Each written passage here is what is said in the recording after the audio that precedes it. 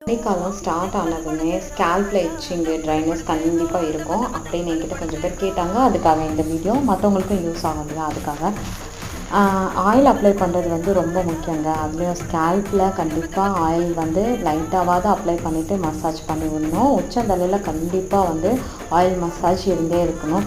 Daily என்னால் apply பண்ண முடியாது அப்படின்னாங்களும் சரி, குளிக்கிறதுக்கு ஒரு 1/2 hour முன்னாடி கூட நல்லா அப்ளை பண்ணிவிட்டு ஹேர் வாஷ் பண்ணிக்கோங்க. ஹேர் வாஷ் பண்ணும்போது ஹார்ஷான கெமிக்கல் வந்து யூஸ் பண்ணாதீங்க.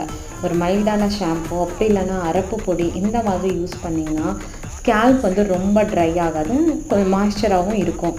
அதே மாதிரி இதையும் மீறி எனக்கு வந்து நிறைய ட்ரையாக இருக்குது அப்படின்றவங்க வந்து ஹேர் மாஸ்க் கண்டிப்பாக யூஸ் பண்ணலாம். அதில் பார்த்திங்கன்னா பனானா ஹேர் மாஸ்க்கு, ஆலோவேரா, அதுக்கப்புறம் ஹெக் அண்டு ஹனி இதெல்லாமே யூஸ் பண்ணலாம். இது எதுவுமே இல்லை அப்படின்றவங்களுக்காகவே இருக்குது நம்ம செம்பருத்தி. இதில் வந்து மியூசிலேஜ் இருக்கிறதுனால இது நம்ம தலைமுடி வந்து மாய்ஸ்சராகவும் வச்சுக்கும்,